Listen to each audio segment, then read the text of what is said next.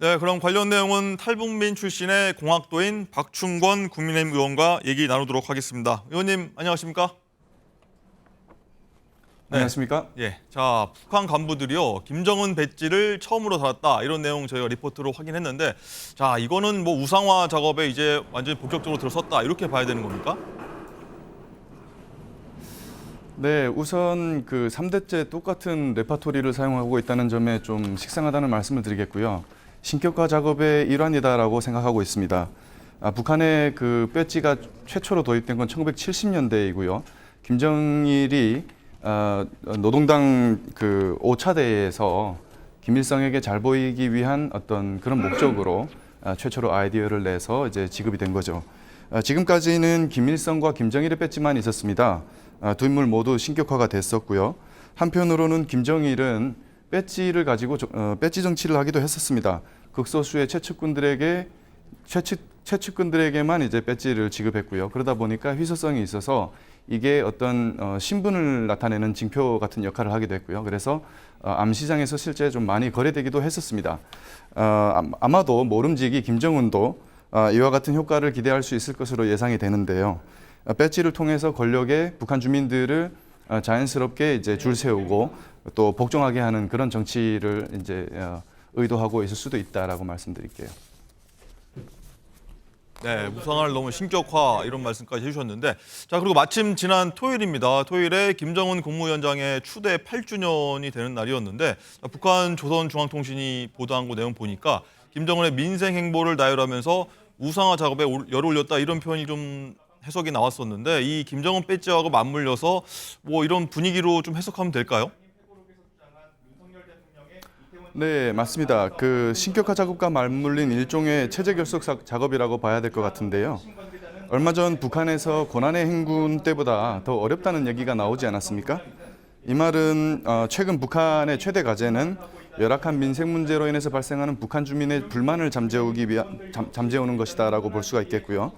이런 상황에 최근 북러가 밀착하고 있는데요. 이를 통해서 북한 정권이 어느 정도의 자원 축적을 이뤘을 거라고 생각합니다.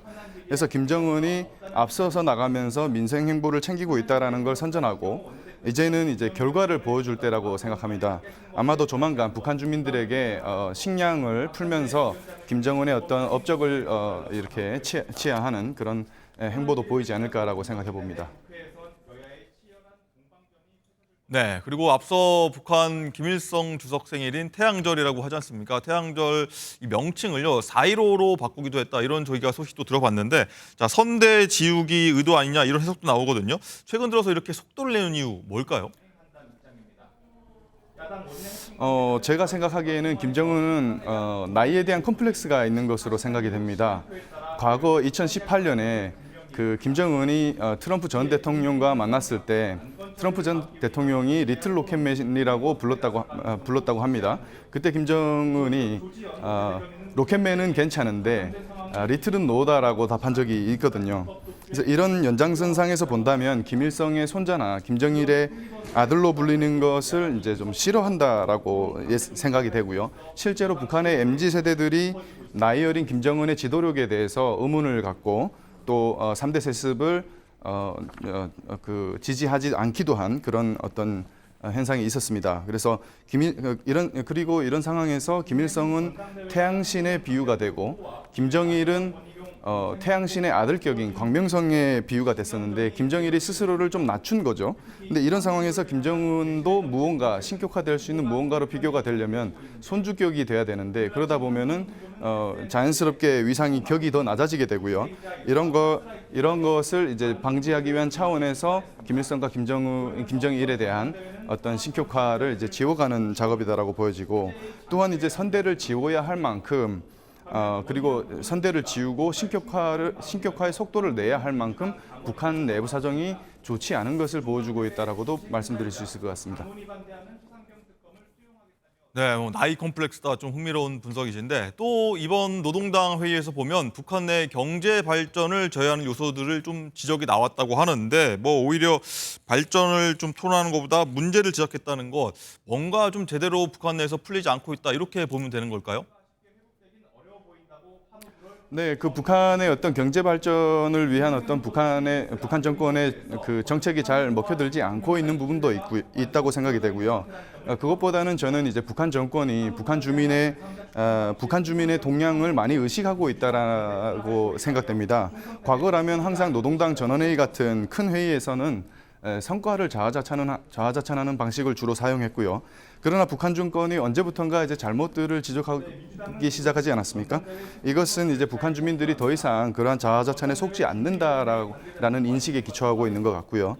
그리고 이제 김정은이 먼저 나서서 잘못을 지적하고 그 잘못의 원인을 북한 지도부가 아니라 아랫단위의 일부 간부들에게 돌리는 그런 효과를 노리고 있다라고 볼 수가 있겠고요. 그리고 한편으로는 이렇게 문제를 지적해놓고 그걸 해결해가는 과정을 드라마처럼 보여주려고 할 수도 있다라는 생각이 듭니다. 그래서 이제 최근에 북중로 밀착으로 인해서 김정은 정권이 많은 자원을 축적하지 않았겠습니까? 그래서 이렇게 이 자원을 통해서 쇼에 사용할 만큼의 자원은 모아놓은 상태다라고도 볼 수 있을 것 같습니다.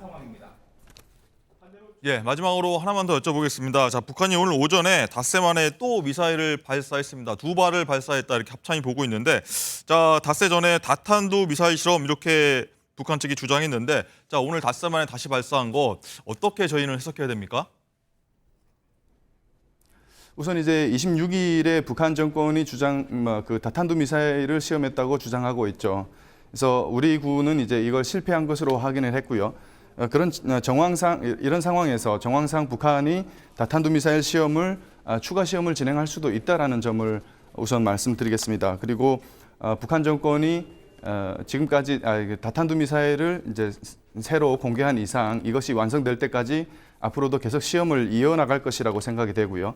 그런 차원에서 여러 개의 탄두를 동시에 조종하는 것이 실패하다 보니까 하나의 탄두를 조종하는 걸 통해서 탄두 조종을 이제 점검하고 있는 상황일 수도 있습니다. 그리고 또 한편으로는 지난 27일부터 29일까지 제주 공해상에서 한미일 3국이 프리덤 엣지 연합훈련을 진행했었습니다. 그래서 이 훈련에 대한 어떤 시위성 무력 도발일 가능성도 배제할 수 없다라고 보여지고요.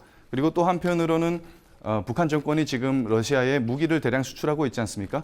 이런 차원에서 러시아에 보낼 무기들을 최종 점검하는 단계일 수도 있다는 점을 말씀드리겠습니다. 네, 알겠습니다. 종합적인 분석, 이 현 상황 이해하는 데 많은 도움 됐습니다. 자, 여기까지 듣겠습니다. 의원님 감사합니다.